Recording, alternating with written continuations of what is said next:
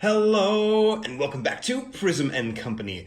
On the docket today, a VR to the prolific, the lovely, the unmatchable Tom Benjamin on YouTube. If you do not know his channel, I'd be very surprised, quite frankly.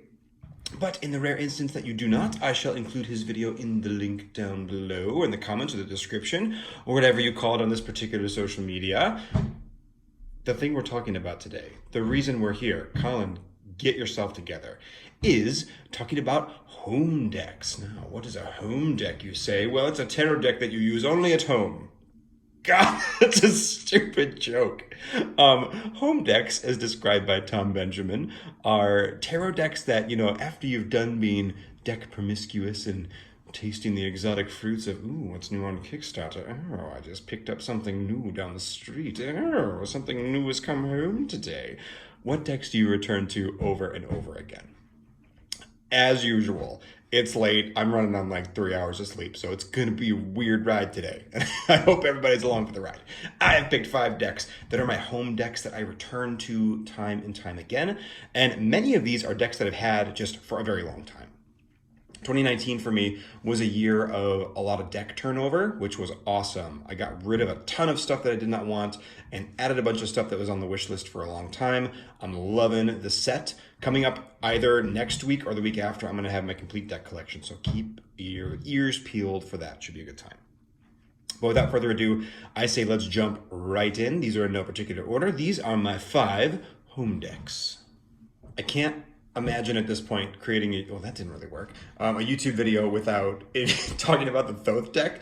I swear I'm going to be talking about like the Dame Darcy deck one day, just be like, but the Thoth, and just it careens in like the Kool-Aid man in every single video. It's like, oh yeah, I'm here too. Because that's how the Kool-Aid man sounds. Oh God. Anyway, the Thoth deck is my original home deck. It is the deck that got me started with tarot, and honestly, it's the system that I learned too. A lot of folks learn using the Rider-Waite-Smith system, which is awesome, but I ended up learning through the Thoth deck. So this is a home deck to me because I can just read it so well. When I draw these images, this is literally the card that comes to mind when I think of the 8 of Swords. This comes to mind when I think of the 6 of Discs. These are the images that are burned forever into my brain as the tarot deck. These are the original, the OG, which also means original. They're fantastic. And on top of that, they're beautiful. Lady Frida Harris's artwork, just freaking gorgeous. Oh yeah. Art and the Lovers. I love those 2 cards. 2 great tastes that taste great together. I don't exactly know what I want to do with this video. I know I don't want to gas on forever, but I thought, let's just spread out some cards. These are my home decks. These are the ones that I always want to come back to. Let's look at them. Let's just soak it all in, Emperor and Ace of Wands are looking good together too. Just so cool. It's hard to say enough good things about this deck. Honestly, it just feels like it's such a staple at this point that it's not even a tarot deck. This is just like the book that tarot was written on. And I know that is not true. This is a deck that came way after many other decks before it, and takes so much influence from so many other decks, but just in my brain, I can't unseparate this from the beginning of my personal tarot journey.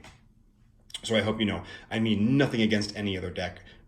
All of, everybody's home decks are like the coolest ones. They're the ones that have, formed our own foundation.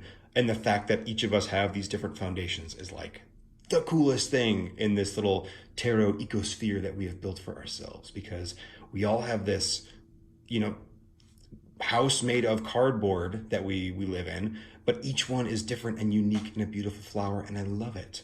Okay, this is the Thoth deck in very uncharacteristic Prism&Co style. Let's move on to the next real quick. The next deck on this list is relatively new, but it is officially and now forever a home deck for me. This is my deck, the Ocean Dry Tarot. Now, if you haven't seen any images of it, no worries at all. Let me spread some out for you. I've been working on this deck for what feels like forever. For most of my adult life, I have been just like completely obsessed with trying to get this thing done. And finally it's done. And I still can't even believe that. This is largely based on the Thoth in many ways. Again, because that was the deck that I really learned from. So much of that has weaseled its way in and kind of almost infected this deck in a way that I just love. But it's more than that. It's also things that I've learned along the way about numerology and astrology and other decks too, and just, little bits and pieces that I've brought myself. And I also ended up, changing the kind of internal narrative of the tarot, the fool's journey, if you will, by restructuring the thing called the Tree of Life, which a lot of tarot decks are based on, at least in the Golden Dawn tradition. Anyway, I gas on at length about this deck on my channel. There's a whole playlist. If you're curious, I'm making sort of a digital guidebook for it. But how could this not be? This is, the Thoth is the deck that when I think of a card, that image comes to mind. But when I pull a card like Temperance here, I know exactly what I mean because I sat with that card for however many millions of hours and, created that image and created the color palette. I don't have to think when I use this deck. It's like breathing to me. It's automatic. And I think that's so cool.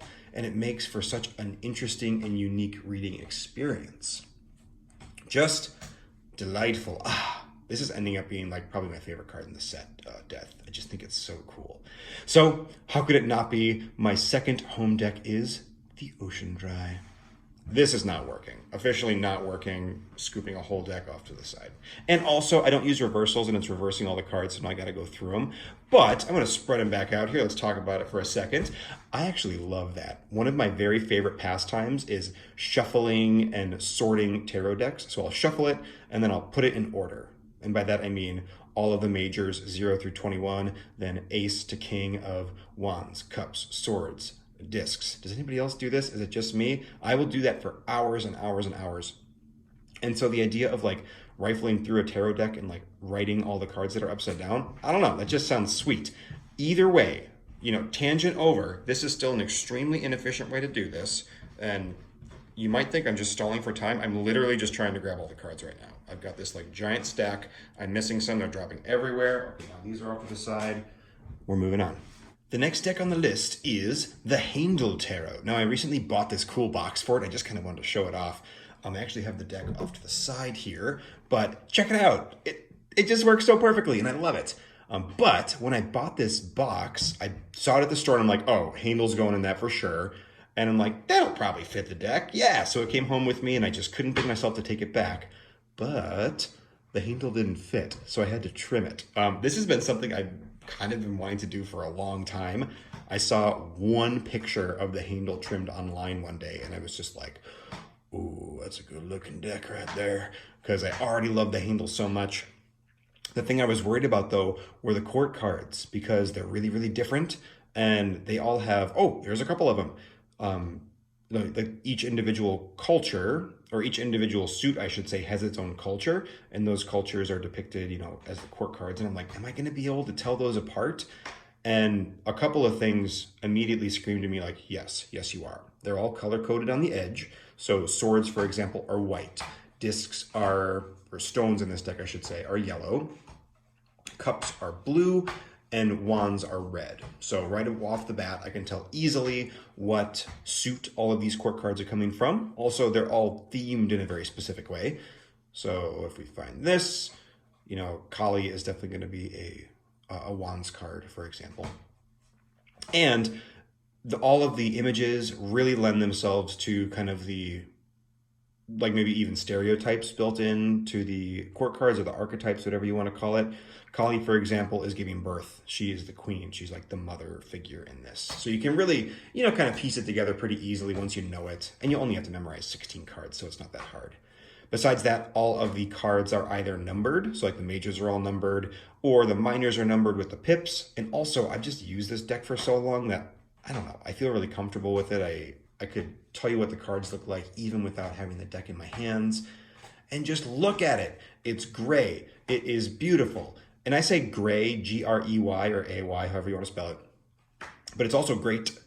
And it has this vibe about it. It's got this like old man quality where this deck does not give a crap about who you are, where you come from, what you're doing today, mostly me. Just it's like, nah, I'm not interested in answering your dumb questions. Please let me go back to sleep and put me back in the box. And with that, it has this very sharp but like funny tone to it. And I just love that. I think it's cheeky, it makes me laugh, and it helps me not take tarot too seriously, which tarot is one of the most awesome, like important things in my life these days, but I never want to take anything like so seriously that I can't get over it or I can't, leave something alone. And this deck just reminds me like, no, dude, just let it go. Just, the answer's going to be what it is. Put me back in the box. And then I, of course, don't, because I want to rifle through it and look at all the images and, have fun. But I think that quality, that delicious insincerity just comes back. Look at this friggin' card. That dude's creepy as hell, and I love him. He just makes me so happy. And there's this like surrealist quality, like the actual implementation of paint on canvas. And oh God, words are so hard today.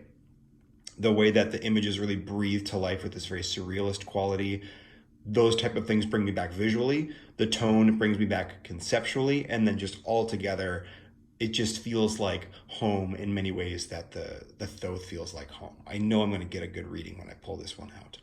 And since I trimmed it, it kind of breathed new life into it. Like, I just want to look at it because it's all fancy and new and I love it. Look at that spooky old eye on the back. That's pretty cool too. I also edged this deck in gray, which is kind of interesting because it didn't really work, quote unquote, if you will. It did give it this lovely, like aged, kind of stained quality though, as I organize cards flawlessly on screen. So it looks just like I've used this deck forever. And honestly, the edges of the cards looked like this before, but now it's just like, I cut them all, so it gave them fresh edges. Now it's kind of back to square one, back to zero, where, I have used this deck forever. It just sort of reminded me, or I reminded the deck maybe that, yes, you are loved, you are used, and I want to make sure your edges look like it. Boy, that felt rambly. The handle is lovely. Let's move on to the next. Lakota Tarot. What can you even say about this deck? The following sentences is the answer to that question. I like this deck for a lot of reasons. One of the main ones, honestly, is just the shape of it. When I think about a tarot card in my head, just like, imagine, like, close your eyes with me. Okay, let's just take a moment and do this. Close your eyes with me and take a deep breath. And out. And imagine a tarot card. Okay, open your eyes. Now, if I do that exercise and imagine a tarot card, it looks like this. The paper is stiff, it looks old and worn and withered, and it's this long, thin shape. And I'm always happy to have decks be kind of whatever shape they are. They show off the art in the way that the artist intended, but this just feels like a tarot deck to me in a way that no other deck I own does. And on top of that, it's super duper charming and beautiful. I've described this deck before as a children's book that someone drew in the Middle Ages. It just kind of has that vibe to it. And the way that this deck reads is like a storybook to me. So it just helps reinforce that kind of dreamy, childlike vibe. And I don't read a lot of tarot, I'll be honest. For as much as I talk about it, I don't actually pull the cards out to like ask questions very often.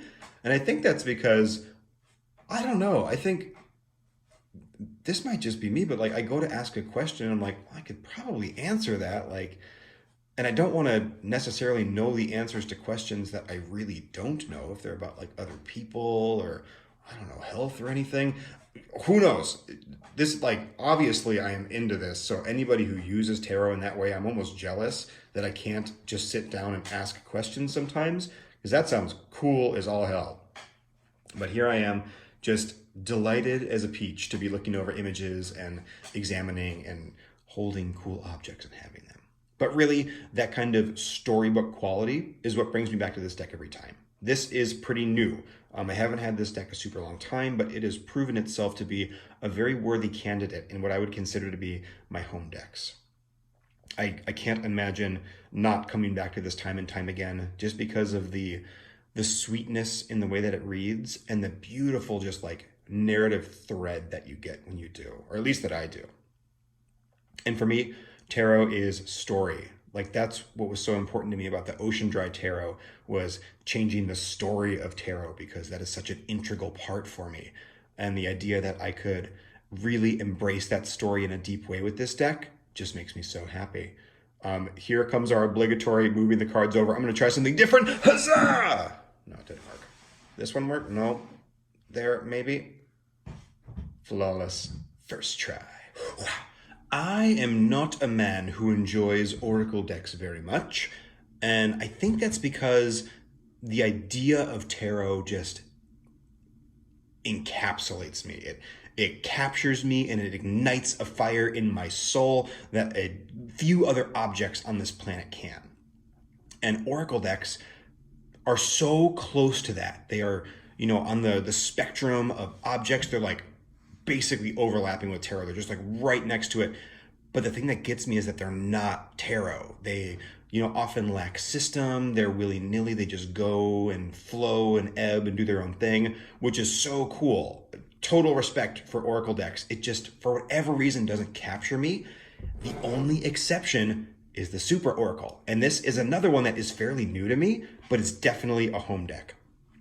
And it's cool in many ways. I actually think that it reads really great. And because it's not a tarot deck, it has this super unique voice that many tarot decks that I have just don't have, obviously, because they're different words and, different meanings and all the things that you'd expect.